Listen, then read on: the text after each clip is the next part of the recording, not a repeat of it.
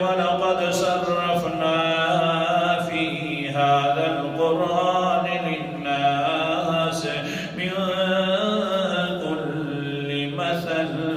پھر ہم پکی بات ہے قرآن مقدس کے اندر پھیر پھیر کر مثالیں بیان کرنا شروع کر دیتے ہیں تاکہ لوگوں کو قرآن مقدس والا مسئلہ سمجھ آ جائے۔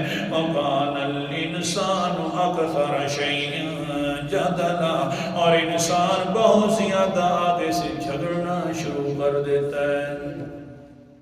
پہلے تو زبان سے انکار کیا، اب جھگڑنے لگ گیا۔ جھگڑے سے زیادہ کوئی اور صورت تو نہیں ہو سکتی۔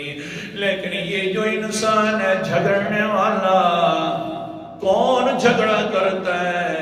قرآن مقدس کا، قرآن کا درس ہو رہا ہو، آگے سے جھگڑا کیا جا رہا ہے۔ کون زیادہ جھگڑا کرتا ہے؟ اللہ اکبر کبیرہ۔ سورت کا نام سورت مومن ہے، 24واں پارہ ہے۔ اللہ تعالیٰ فرماتے ہیں ما یجادل فی آیات اللہ، آیت نمبر میرے سامنے 4 ہے اور 24واں پارہ ہے۔ ما یجادل فی آیات اللہ الا الذین کفروا، نہیں جھگڑا کرتے اللہ کی آیات کے اندر مگر کافر لوگ۔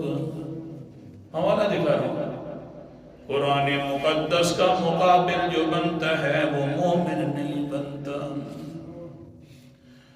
جھگڑا کرنے والا اور نہ ماننے والا اور پھر دھڑے بازی بنانے والا قرآن مقدس کے خلاف کہا جاتا ہے جناب نہ جاؤ قرآن پاک کی طرف۔ یہ جو ہے علماء کا کام ہے سمجھنا اور سمجھانا، اس کے لیے 16 اور 17 فنونوں کی ضرورت ہوتی ہے تب یہ سمجھ آتا ہے۔